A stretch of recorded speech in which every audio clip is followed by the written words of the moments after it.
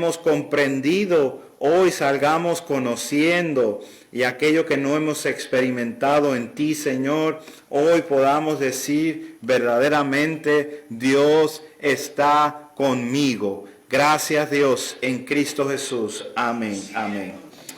Amén, gloria a Dios. Qué bueno, vamos a tomar nuestros asientos. Dios les bendice a todos.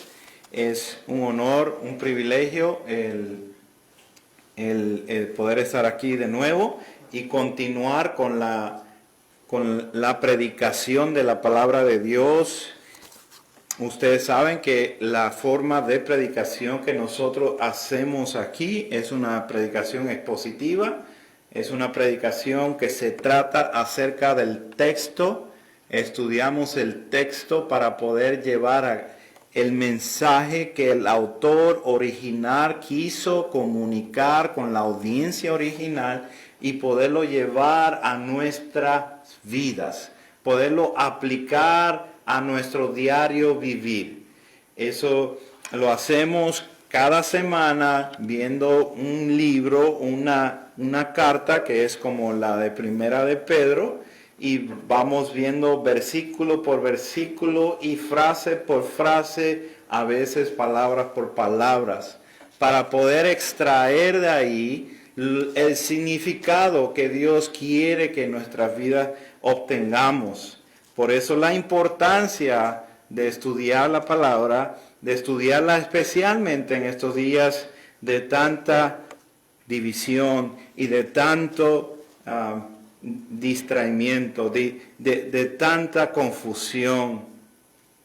Nuestro tiempo es valoroso. Implementemos nuestro tiempo para la gloria de Dios.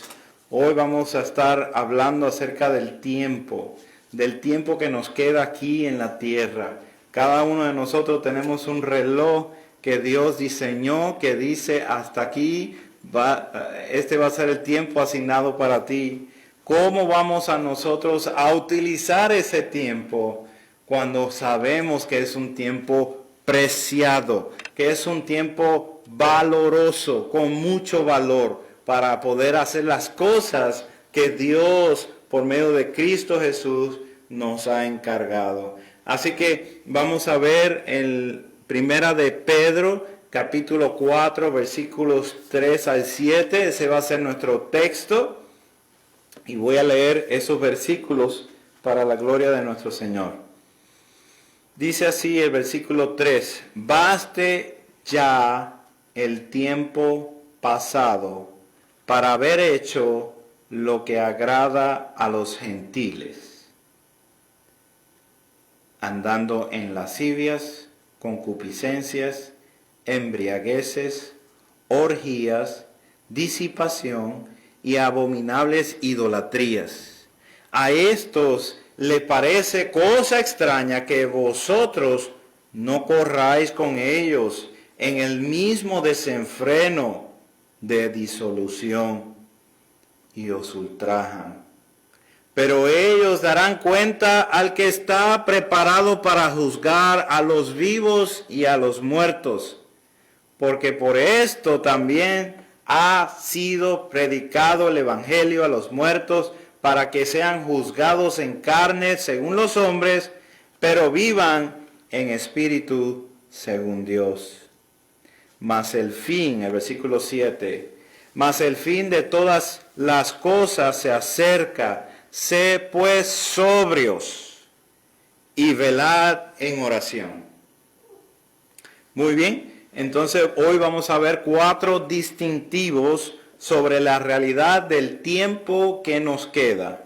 En la semana pasada estuvimos viendo que para no vivir el tiempo que resta en la carne, eso lo dice el versículo 2, que no estemos andando en las concupiscencias de los hombres, sino conforme a la voluntad de Dios. Y en este texto que tenemos para estudiar en este día, continúa el apóstol expandiendo a qué se refiere a ese tiempo que tenemos y cómo no lo vamos a vivir para los propósitos de la carne, sino para la voluntad de Dios, para hacer la voluntad de Dios, para ir en obediencia a la voluntad de Dios, para conocer cuál es la voluntad de Dios, agradable y perfecta. 4 distintivos, cosas que vamos a encontrar en este texto que nos va a ayudar a poder examinar nuestras vidas para ver cómo vamos a implementar, cómo vamos a invertir nuestro tiempo en estos días especialmente y el resto de nuestra vida. El primero vamos a ver la semejanza del hombre natural. Vamos a ver la semejanza del hombre natural. Eso lo vamos a ver en los versículos 3 y 4. Así que vamos a enfocar nuestra atención ahí en esos versículos. El tiempo de andar con la mente desenfrenada ya pasó. Él está diciendo, baste ya el tiempo pasado para haber hecho lo que agrada a los gentiles. A esto de los gentiles se refiere a los impíos, a los que andan en su hombre natural solamente, a los que viven para los placeres. Ese es el hombre natural. La persona que no ha sido regenerada, ese es el hombre natural. La persona que no vive conforme a la voluntad de Dios, ese es el hombre natural. Pero vamos a ver aquí una descripción acerca del hombre natural. La semejanza del hombre natural es contraria a la de Cristo. Hay una distinción.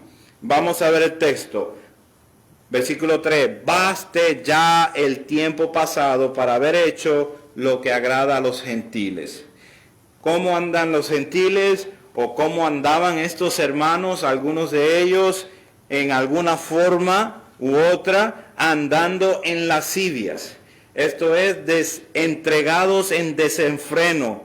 Aunque tiene sentido de inmoralidad sexual, se refiere a toda forma de romper la regla, a toda forma de romper cualquier restricción, cualquier ley. Andando en lascivias es una forma de caminar en esta vida desenfrenadamente. También habla de concupiscencia, que lo estuvimos cubriendo la semana pasada. Y esto habla de los deseos de la carne, de las bajas pasiones que tiene la carne, de la inmoralidad. También habla de las embriagueces. Y esto es muy claro que se refiere al consumo excesivo del alcohol, del vino. Estos también andaban en orgías. Esto usando la borrachera, la embriaguez para expresar libertinaje, para expresar y levantar pleitos y escándalos en las calles. También habla acerca de disipación. Estos son fiestas que se hacen para estimular la carne, para estimular los deseos de la carne, para vivir desenfrenadamente. Y por último habla de la abominable idolatría. Abominable idolatría es adoración fuera de Dios, una adoración que Dios no es el enfoque. El desenfreno era tanto que terminaban adorando las criaturas en vez de al Creador, y esto lo hacían en una forma embriagados, borrachos y en una forma inmoral. Este es el contexto que está dirigiéndose Pedro a estos hermanos, que probablemente algunos de ellos vienen de alguna de estas cosas, pero no es para que nosotros fijemos si nosotros estamos en esa lista o no necesariamente, sino que de alguna forma u otra nosotros hemos padecido y hemos sido parte de esta forma de vivir, puesto que si estamos en Cristo ya somos una nueva criatura y las cosas viejas están incluidas en toda la lista de pecados que da la palabra de Dios. Versículo 4. A estos les parece cosa extraña que vosotros no corráis con ellos en el mismo desenfreno de disolución y os ultrajan. La razón que ya estos hermanos ya no corren desenfrenadamente en esta vida es porque Cristo Jesús, el Hijo de Dios, los libertó. Y eso estuvimos viendo la semana pasada. Si el Hijo os libertare, verdaderamente seréis libres. Cristo Jesús logró en la cruz del Calvario hacer aquellos que Él ha redimido, hacerlos libres del Señor pecado. Ahora, baste ya el tiempo pasado. Ya hemos puesto demasiado de tiempo en estas cosas que son concupiscencia, que son deseos de la carne, que son anti Dios. Baste ya con esto. Es suficiente. Nunca hubiéramos entrado en esta forma de vivir. Nunca hubiéramos estado ahí. Esa es la expresión del apóstol, trayendo a estos hermanos a advertir: no volvamos a eso, no regresemos y no toleremos esa forma de vivir. No está bien. No está bien que lo hagamos nosotros y no está bien que nos complazcamos viendo a otros haciéndolo. El desenfreno de los demás, de los impíos, que finalmente vienen a ultrajar, vienen a traer problemas a aquellos que están bajo la luz, bajo Cristo Jesús, en Cristo Jesús. La razón por qué las vidas de estos hermanos se identifican así es porque el hombre natural no percibe las cosas de Dios, no percibe las cosas que son del Espíritu de Dios, porque para él o ella son locura. El hombre natural no es capaz de percibir lo que es correcto, lo que es bueno, lo que es la voluntad de Dios. Sí existen personas buenas en el mundo, en términos general. Sí existen personas dadivosas en el mundo, en el término general. Pero personas que anden haciendo la voluntad de Dios, solamente aquellos que Dios les ha dado el don de la fe para creerle a Él y buscar en sus palabras para ver si verdaderamente se están examinando bajo la luz de su palabra, de su ley. Cuando estábamos muertos en nuestros vicios y pecados, habla Pablo en Efesios, estábamos muertos en nuestros vicios y pecados, nuestras vidas. Andábamos desenfrenados también. Éramos como los demás, como hijos de ira.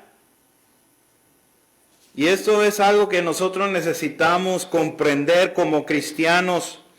No hemos venido a la casa de Dios, no hemos conocido la palabra de Dios porque de alguna manera u otra nosotros nos lo merecemos, porque de alguna manera u otra nosotros nos portábamos bien, porque de alguna manera u otra estábamos lejos del pecado. Eso es un grave error para nuestros días. La palabra de Dios nos ha condenado, la ley de Dios nos ha condenado y ha establecido que no hay uno solo bueno en toda la faz de la tierra. Entre los nacidos de mujer no hay ninguno bueno. Tuvo Dios que enviar el uno bueno. Tuvo Dios que enviar su único hijo para que hubiera uno bueno sobre la faz de la tierra. ¿Se acuerda de la historia de Caín y de Abel, su hermano? Caín mató a Abel. Y dice la palabra de Dios que lo mató porque era del maligno. Y porque sus obras eran malas. Eso nos enseña a nosotros que en el corazón de Abel no había un sentido de agradar a Dios, un sentido de hacer la voluntad de Dios. Pensemos, Abel presentó ofrenda delante de Dios por medio de sacrificio de los animales que él tenía, de lo mejor que él tenía. Caín presentó ofrenda delante de Dios de las cosechas que había sacado de la tierra. Es cierto, y en nuestros corazones nosotros podemos argumentar que Caín no era un pastor, no tenía los animales que tenía Abel, como por ejemplo. Pero sabemos, usted y yo sabemos que Dios ha demandado una adoración que no debe de ser comprometida con nuestras ideas. Dios es santo y Él ha demandado en la palabra de Dios, en su ley, ha demandado ese sacrificio. Y solamente ese sacrificio lo podía hacer agradable a Él. Le podía ser agradable para Él. Caín le pertenecía al maligno. Y no buscó, no procuró presentar delante de Dios un sacrificio verdadero, una adoración genuina. No buscó hacer eso. ¿Y cómo sabemos que no buscó hacer eso? Porque no lo hizo y porque cuando fue confrontado por su pecado, ¿qué terminó haciendo? Matando a su hermano.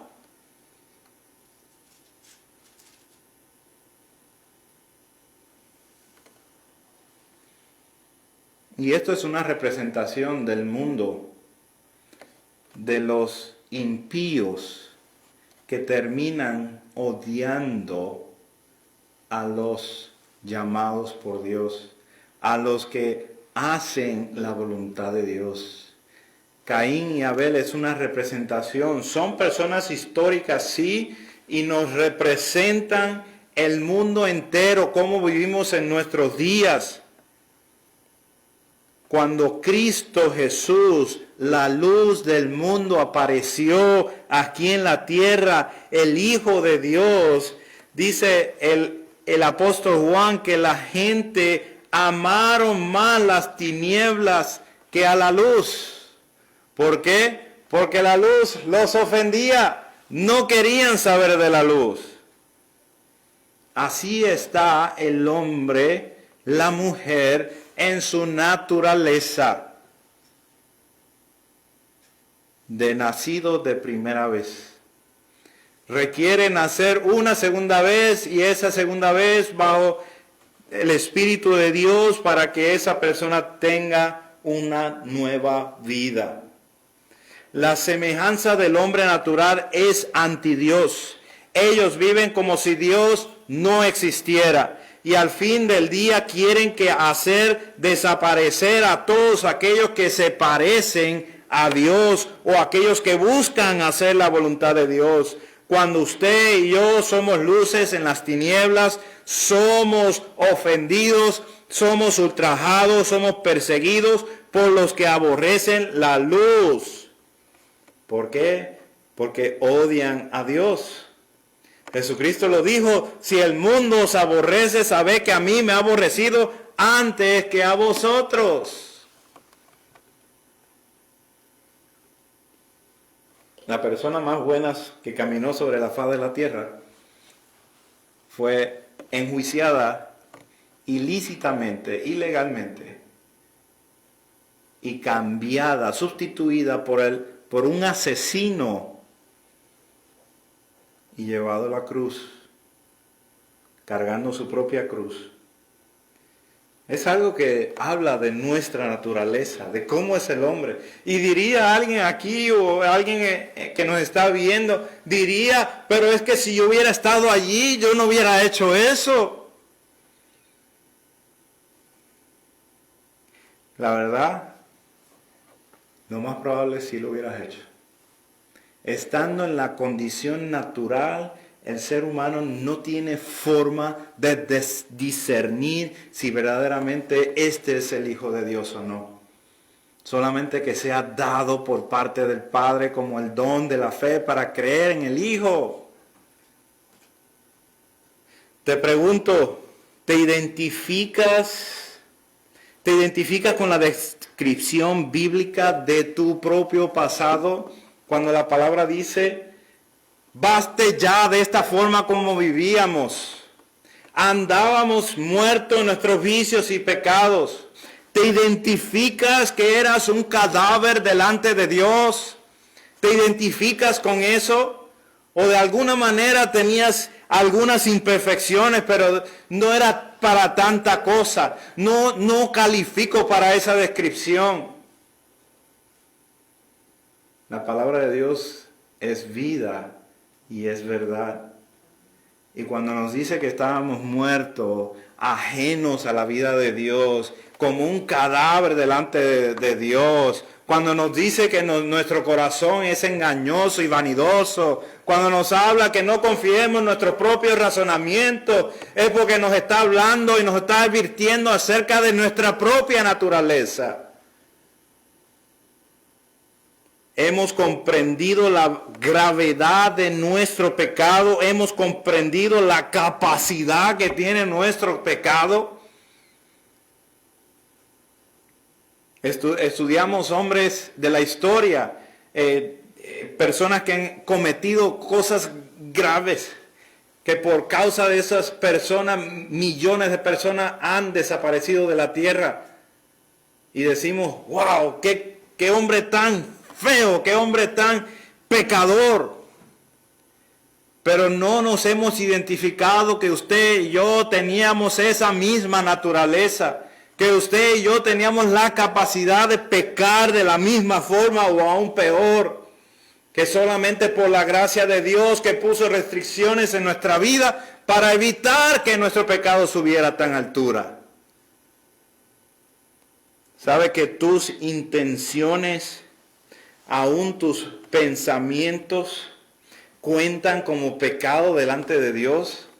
Todavía no está formado tu pensamiento y la intención que tienes en tu corazón al acercarte a hacer esto, aquello, lo otro, o al siquiera pensar en esto, es pecado.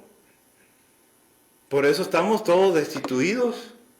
Pecamos en los hombros de Adán y pecamos en nuestros propios pensamientos. Por eso la palabra de Dios nos llama aún a llevar como cautiva todo pensamiento a la obediencia a Cristo. Cuando estamos nosotros fuera de la palabra de Dios, cuando estamos nosotros alejados de los hermanos, cuando estamos nosotros alejados de la luz de Dios que nos da por medio de su palabra, de la comunión entre hermanos, es cuando empezamos a batallar con esos pensamientos que nos llevan a destrucción en nuestra vida. Batallamos con ellos, pero somos llamados a llevarlos cautivos a la obediencia a Cristo, puesto que ya no es Señor de nuestra vida el pecado. Ya no tenemos que obedecerle. Primera de Juan 3, 7 al 9, el apóstol en sus últimos años de vida, el apóstol que vivió más tiempo el apóstol Juan nos dice en sus últimos años de vida, hijito, nadie os engañe, en Primera de Juan, capítulo 3. Hijito, nadie os engañe, el que hace justicia es justo, como Él es justo. El que practica el pecado es del diablo, porque el diablo, este es el maligno que estaba hablando hace rato, porque el diablo peca desde el principio. Para esto apareció el Hijo de Dios, para deshacer las obras del diablo. Todo aquel que es nacido de Dios no practica el pecado, porque la simiente de Dios permanece en él y no puede pecar porque es nacido de Dios. Todo el que ha nacido de Dios es nueva criatura. Hay un corazón que late para Dios. La palabra de Dios nos lo describe de esta manera. Dios rompe el corazón de piedra que está en cada uno de aquellos que Él ha redimido. Lo quebranta para reemplazarlo por un corazón que late, un corazón que palpita, un corazón de carne, que palpita para las cosas de Dios, que se mueve a hacer lo que es de Dios, que busca conocer el carácter de Dios, puesto que Dios ha avivado el espíritu de esa persona, ha puesto su espíritu para enseñarle a vivir los restos de sus días aquí en la tierra, glorificando el nombre del Señor. Número 2, el fin del hombre natural. Seguimos hablando del hombre natural, pero veamos el fin del hombre natural. Dice en el versículo 5, pero ellos darán cuenta al que está preparado para juzgar a los vivos y a los muertos. Ellos darán cuenta. Estos impíos, estos gentiles, ellos darán cuenta delante de Dios al que está preparado para juzgar a los vivos y a los muertos. Este es consuelo para los hermanos que están pasando persecución en los días de Pedro. Esto es un consuelo para ellos. Pedro los consuela con la realidad del fin del hombre natural. Ellos tendrán que estar frente a frente delante del juez. ¿Qué implica esto? Que no tienen que tomar venganza, no tienen que preocuparse por tomar venganza. Todas las cosas están preparadas para que en un momento ellos tengan que enfrentarse a Cristo el juez. El Padre delega el privilegio de traer juicio sobre las naciones, sobre todo ser humano, a Cristo Jesús. Cristo es el que murió y resucitó para ser Señor de los vivos y de los muertos.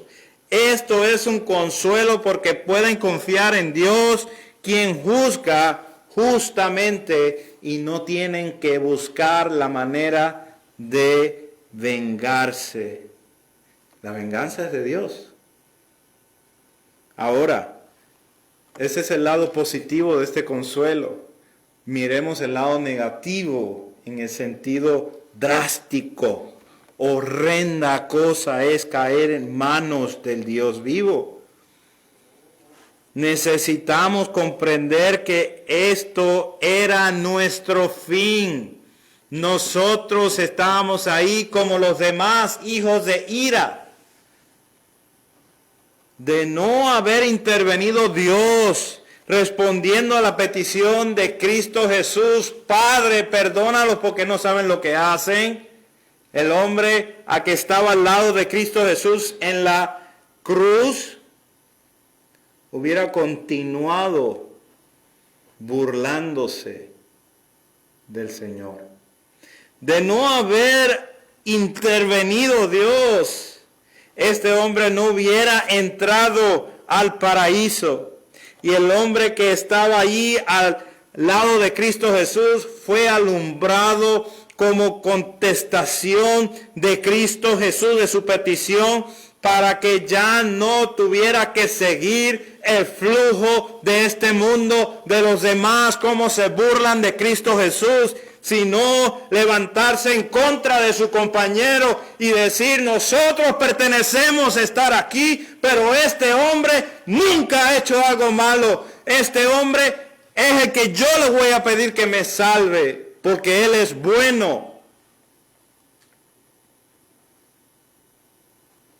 Si usted ha alumbrado, si usted ha sido alumbrado por la luz de Cristo, acérquese a Él, Acérquese, eso es gracia de Dios, es un don de Dios. Dios se lo ha dado gratuitamente. Naturalmente nosotros no poseemos esta fe, naturalmente nosotros no podemos venir a Dios, pero si Dios le ha alumbrado con el Evangelio de Cristo Jesús, acérquese a Él. Solo si Dios en un instante te regenera, solo si Dios en un instante te justifica, te santifica, te glorifica, te hace aceptable delante de Él, te adopta como su familia, te hace coheredero con Cristo Jesús y te hace sentarte en los lugares celestiales con Él.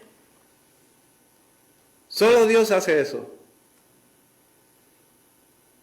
Ahora, el fin de ellos, el fin de todas estas personas, que algunas de estas personas son nuestros padres, algunas de estas personas son nuestros hermanos carnales, algunas de estas personas son nuestros amigos, algunas de estas personas son personas muy importantes en nuestras vidas. Decimos que les amamos, pero ni siquiera le hablamos del Señor. Ni siquiera le presentamos su mensaje de Cristo. Todos son llamados al arrepentimiento. Todos merecen escuchar este mensaje de gloria. Si Dios le concede el privilegio de arrepentirse, eso es privilegio de Dios. Él decidirá, pero todos necesitan escuchar este mensaje. Ellos están puestos, estas personas, estos impíos, están puestos sobre resbaladeros y grande, horrorosa, catastrófica será su caída. La santa ira de Dios permanece sobre ellos.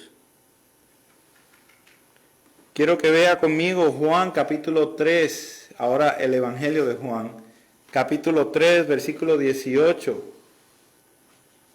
Juan capítulo 3, versículo 18 dice, el que en él cree no es condenado, pero el que no cree ya ha sido condenado. ¿Por qué? Porque no ha creído en el nombre del unigénito Hijo de Dios. Nuestra labor es llevar ese mensaje. No es convertir a la gente. No es ver de qué forma podemos hacerlos cristianos. Nuestra labor es entregar este mensaje como un heraldo de parte de un rey que tiene un mensaje escrito y tiene que entregar a una ciudad, a un pueblo, a una aldea. Esa es nuestra misión. 3. Vemos el fin del hombre en Cristo. Ya vimos el fin del hombre natural. Ahora veamos el fin del hombre en Cristo. Versículo 6. Porque por esto también ha sido predicado el Evangelio a los muertos, para que sean juzgados en carne según los hombres, pero vivan en espíritus según Dios. Aunque sean juzgados en la carne, esto se refiere a algunos que han muerto por ser mártires. Pedro le está escribiendo a hermanos que están sufriendo y algunos han muerto por predicar el Evangelio, por enseñar a Cristo, por decir que Cristo es el Señor, simplemente por esa confesión. El fin es que vivan en espíritu según Dios. Ellos probablemente serán apedreados, probablemente fueron apedreados, probablemente fueron crucificados por hombres, por seres humanos que los enjuiciaron, así como enjuiciaron a Esteban y lo llevaron a un punto para apedrearlo y morir por las heridas. El fin es que vivan en espíritu según Dios.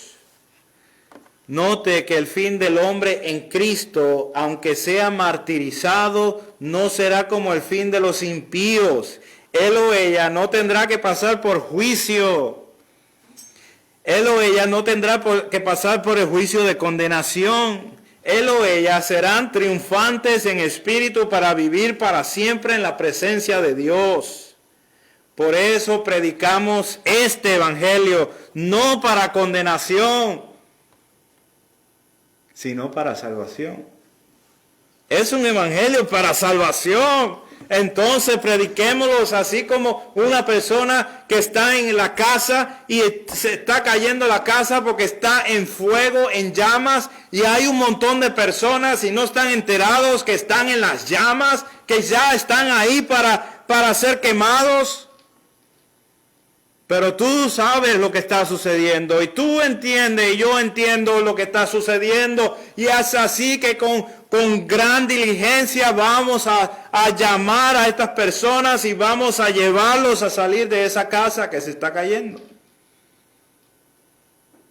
No lo vamos a hacer con pena, no lo vamos a hacer a ver si quieren, es con urgencia. Veamos el número 4, la semejanza del hombre en Cristo. Mas el fin de todas las cosas se acerca. Sé pues sobrios y velad en oración.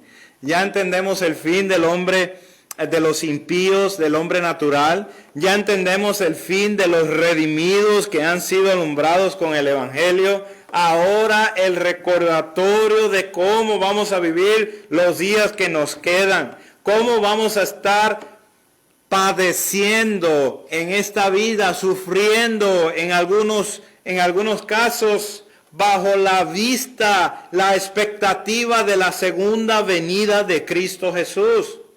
El fin de todas las cosas se acerca, es una expresión de la segunda venida de Cristo. El apóstol llama a los creyentes a vivir en obediencia a Dios, en expectación a la visita, la segunda visita de Cristo Jesús sobre la faz de la tierra. La segunda venida de Cristo es el tiempo más preciado para el creyente genuino. Escuche esas palabras del apóstol Juan, regresando a primera de Juan 3.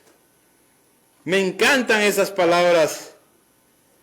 Dice versículos 2 y 3, lo dice con estas palabras: amados, ahora somos hijos de Dios y aún no se ha manifestado lo que hemos de ser, pero sabemos que cuando Él se manifieste, esto se refiere a la segunda venida de Cristo, cuando Él aparezca, seremos semejantes a Él, porque le veremos tal como Él es. Y todo aquel que tiene esta esperanza en Él se purifica. ¿Por qué? Se purifica a sí mismo, así como Él es puro. Porque le estamos esperando, nos purificamos porque entendemos que Él es puro. Queremos estar listos para Él. Queremos estar preparados para vivir con Él toda la eternidad. Pedro le recuerda a estos lectores de esta preciosa carta que el regreso de Cristo Jesús es inminente. Que el regreso de Cristo Jesús no se puede detener y que puede ocurrir en cualquier momento. Nosotros somos la Iglesia Bíblica de Resín, Ministerio Esperanza Viva. Toda nuestra salvación y fortaleza está basada en lo que obtuvimos de Cristo Jesús en la cruz del Calvario. Toda nuestra esperanza está asegurada por lo que ya hizo, y escuche muy bien esto, y está motivada por lo que hará. Cristo Jesús, su regreso, es una motivación para su iglesia. Esto es motivo suficiente para que todo aquel que le ama esté purificándose, esté siendo santificado para Él. esté preparándose para su regreso. Y a esto mismo es que nos lleva el apóstol Pedro. Sed pues sobrios y velar en oración. Sed pues sobrios. Entendemos que cuando lo contrastamos con una persona que está ebria, ahí entendemos lo que es sobrio. Una persona no ebria, una persona que no está siendo arrastrada por la influencia del alcohol. Sed pues sobrios. Un sobrio es alguien que no está siendo arrastrado por las pasiones humanas o por miedos o por ansiedades generales por los temas que están ocurriendo en el mundo. Una mente sobria es una mente renovada. Es por esto que uno puede tener paz en medio de la tormenta cuando tiene su mente sobria, que no está siendo arrastrada por tantas y tantas cosas que nos quitan nuestros ojos del autor de la vida. Porque sabe que Jesucristo se encuentra en la barca de tu vida. Y lo ves como los discípulos lo vieron que estaba dormido cuando sucedió esto literalmente. Y se asustaron porque el mar se levantó y gran tempestad. Y lo fueron a despertar. Nuestro Señor Jesucristo mandó a callar el mar, pero reprendió a sus discípulos diciéndole: hombres de poca fe. Si Cristo Jesús está en la barca de tu vida, no hay mar, no hay tempestad, no existe ni vida, ni muerte, ni potestad, ni ángel, ni demonio, ni diablo. Nada te puede separar de ese amor perfecto que tiene Jesucristo con tu vida. Es uno que tiene que tener una perspectiva eterna sobre los asuntos de la vida para permanecer sobrios. Sé pues sobrios. Uno que está sobrio manifiesta el fruto del Espíritu de Dios en el dominio propio y no está bajo los impulsos del hombre natural. Ya no vive para eso, ya no está esclavizado a eso. Otra manera de ver esto es el llamado a ser apartados para Dios. Dios es santo, sé pues vosotros santos. No te dejes atemorizar por lo que está pasando en la vida. Si el Señor es la fortaleza de tu vida, ¿de quién te vas a atemorizar? Y luego nos dice: velá en oración. Sé sobrio, no estés siendo arrastrado, impulsado, sino vela diligentemente en oración. Una mente desenfrenada no puede estar siendo conformada a la mente de Cristo. Una mente que está siendo llena de la esperanza producida por el regreso de Cristo es una mente que se purifica. Velar en oración es estar conscientes del fin de todas las cosas. Yo quiero que usted vaya conmigo a Mateo capítulo 6, versículos 9 al 13, para que vea ahí las características que tiene la oración modelo de Cristo Jesús.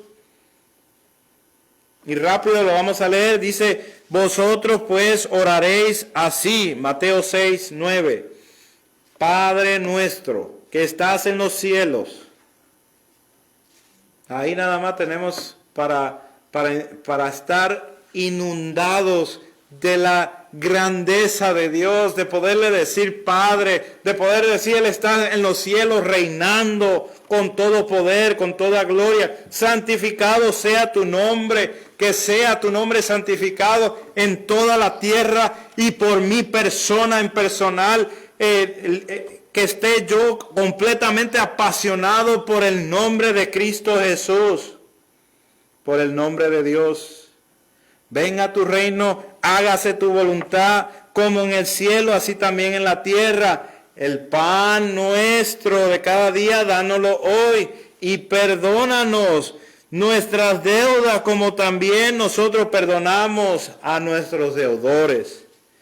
Y no nos metas en tentación, mas líbranos del mal, porque tuyo es el reino y el poder y la gloria por todos los siglos. Amén.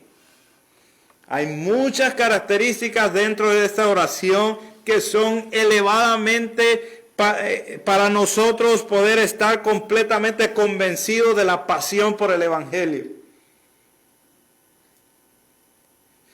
Queremos en el año 2021 alinear nuestra voluntad a la voluntad de Dios. Queremos conocer cuál es la voluntad agradable y perfecta de Dios. Necesitamos ser renovados, necesitamos ser transformados por medio de esa renovación. Y queremos estar apasionados por su regreso. Queremos estar apasionados por el Evangelio. En conclusión, ¿qué vamos a hacer con el tiempo que nos queda? Dios nos ha dado a conocer grande gracia de Dios, grande misericordia de Dios, gran amor. ¿Qué vamos a hacer con el tiempo que nos queda? ¿Cómo prepararemos este terreno, esta región donde nosotros vivimos, para que en el futuro, si Cristo no ha venido, existan iglesias que aprecien la verdad de Dios, que no estén caminando lejos de la verdad de Dios, sino que estén enfocadas en lo que es Cristo Jesús y la pureza de su evangelio? Esto ha sido la batalla desde los apóstoles, desde los padres de la historia de la iglesia. Los reformadores lo tuvieron que pelear, los puritanos lo tuvieron que pelear, los predicadores que Dios usó para traer a nuestra mente y corazón a la pureza del evangelio, todos tuvieron que pelear para mantener en alto lo que es la pureza del evangelio, para mantener en alto lo que es la autoridad bíblica. Y estamos viviendo en tiempos donde la indiferencia a la palabra de Dios es tan notable que se puede palpar. Que sea el 2021 año de pureza para nuestras vidas. Que sea año de proclamación del Evangelio. Que sus compañeros de trabajo comprendan que usted confiesa a Cristo Jesús como su Señor. Que vivamos nuestros días aquí en la tierra para Él. Oremos. Padre Señor, te damos la gloria y la honra por este privilegio de proclamar tu palabra, de proclamar tu evangelio. Dios, sabemos que en nuestros corazones hay muchas discusiones, hay muchos temas, hay muchas cosas pendientes. Más te rogamos, Dios, que podamos estar quietos y conocer que tú eres Dios y que harás maravillas y que harás proezas grandes, sí. Pero Dios, que no estemos nosotros a la expectativa de grandes milagros, sino del milagro de nuestros corazones, siendo ablandados por la pureza de tu palabra, por el calor de tu palabra. Llévanos a ser conformados a la imagen de Cristo. Que este año nuestro deseo de estar sobrios, de permanecer sobrios, lejos de las influencias de este mundo y de nuestra pecaminosidad, podamos dedicar tiempo a la oración y llevar testimonios de la obra que tú has hecho por medio de esas oraciones que levantan tus hijos, Gracias, Dios. Queremos vivir para ti estos días que nos quedan, para tu gloria y tu honra, Dios. Oramos. Amén.